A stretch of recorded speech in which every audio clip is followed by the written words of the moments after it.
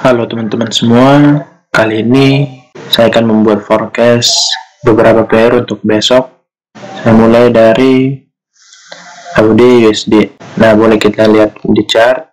Kalau harga sekarang masih bergerak turun, boleh kita gambarkan skenario-nya. Pertama kita tarik trendline dari sini. Kemarin sudah break trendline.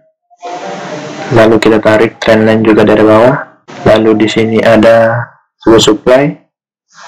Harga belum mencapai supply. Di sini sebenarnya sudah kalau ditarik sampai sini, tetapi hanya menyentuh. Lalu kalau seperti ini di time frame 1 jam belum terlihat jelas. Kita coba ke time frame 30 menit. Kemungkinan untuk AUD USD besok plan saya dia akan bergerak naik karena di sini ada sebuah area demand dan juga trendline, tetapi bisa saja harga akan turun jika break demand dan trendline ini. Untuk target penurunannya sampai sini, karena di sini juga ada sebuah demand yang ini, atau target maxnya yang ini untuk target penurunannya, dengan catatan trendline yang ini harus di break dulu untuk melakukan sell. Tetapi di sini juga ada sebuah support ini begitu keras, sudah sampai 2 kali dicoba tapi tidak bisa ditembus. Jadi untuk plan AUD USD kira-kira seperti itu. Jika besok ada konfirmasi untuk naik di sini pada area demand, bisa melakukan pembelian. Lalu kita ke pair, coba lihat euro AUD. Untuk euro AUD masih bergerak naik, tetapi di sini ada sebuah supply atau resisten yang sangat kuat, belum bisa ditembus. Nah, mungkin harga akan bergerak naik ke sini lalu turun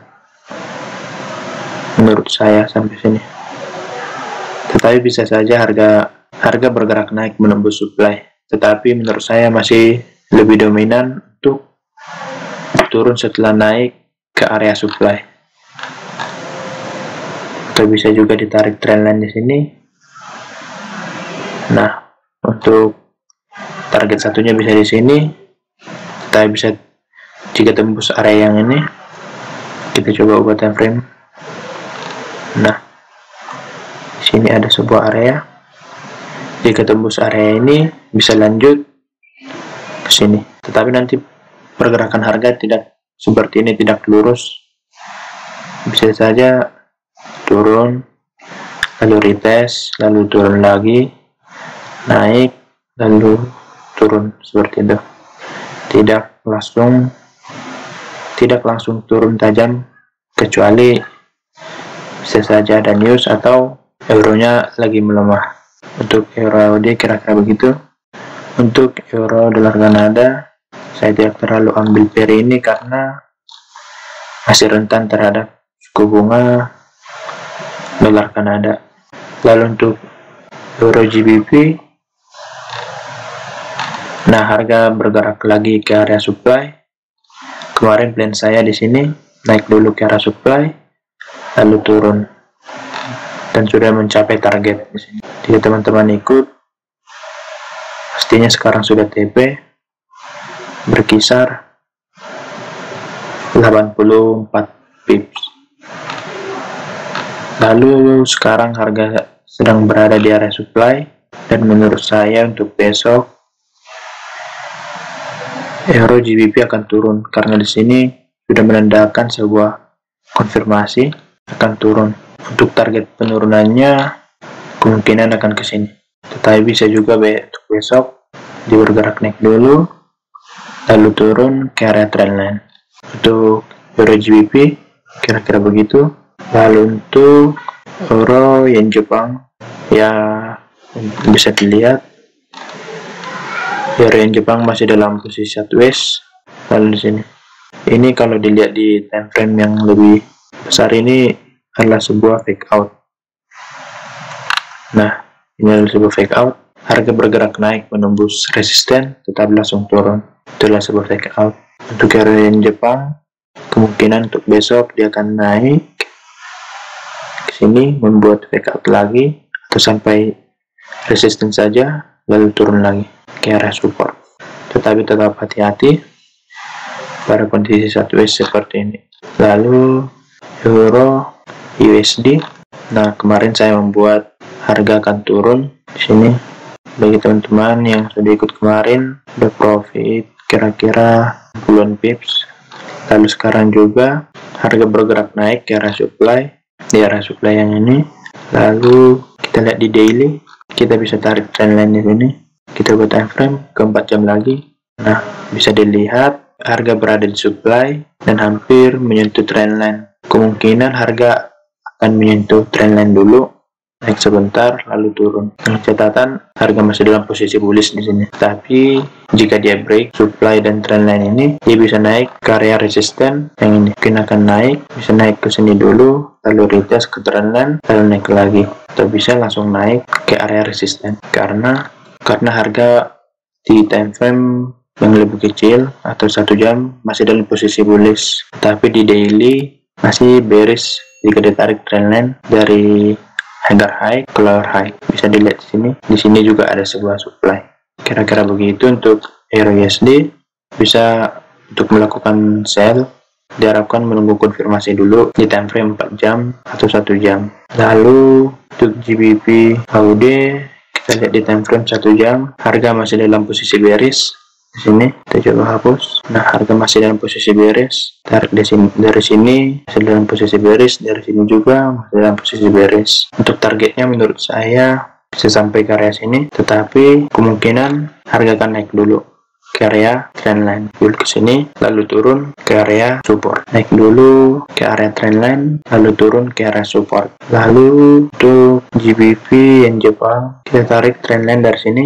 Nah, kebetulan di sini trendline sudah di break, tetapi di sini ada sebuah resisten. Bisa saja harga naik dulu ke resisten, atau sekarang sudah berada dalam resisten. Kita buat ke time frame 30 menit biar lebih jelas. Nah, harga sudah berada di resisten. Kemungkinan menurut saya dia akan turun dulu, retest ke trendline lalu naik. Bisa jadi naiknya cuma sampai resisten yang ini atau sampai sini. Bisa melakukan pembelian di area yang ini. Untuk kita tarik garis Fibo, nah kira-kira di area sini. Kemungkinan untuk GBP yang Jepang kira-kira begini. Lalu untuk GBP USD kemarin sudah saya gambarkan di trading view. Kemungkinan harga akan bergerak ke demand yang ini atau ke area trendline lalu naik. Tapi harga sudah bergerak naik di area sini. Tetapi untuk GBP USD masih dalam posisi bearish. Kemungkinan harga turun ke arah sini lalu naik lagi. Atau bisa juga jika harga break trendline dan juga supply di sini, jika dia break maka akan naik sampai ke area yang ini. Untuk GBP/USD kira-kira begitu. Lalu untuk Nasdaq bisa kita lihat di sini time frame 1 jam sudah menandakan untuk turun karena dia sudah naik ke area supply ini. Setelah dia naik, dia langsung turun dan membuat pola bearish engulfing. Menurut saya harga akan terus bergerak turun ke area sini. Tetapi untuk melakukan penjualan tentunya agak telat.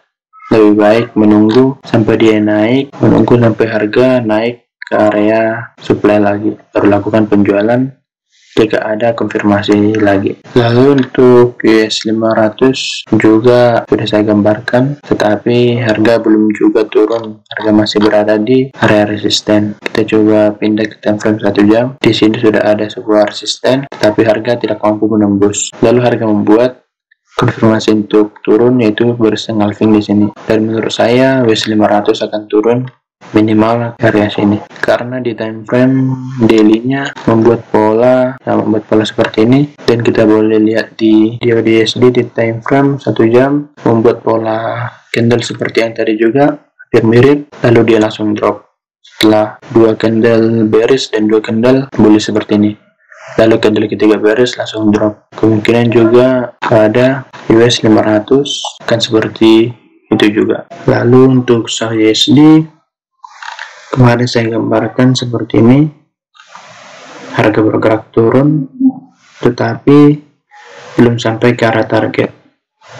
area targetnya di 1768. Jika ingin melakukan penjualan,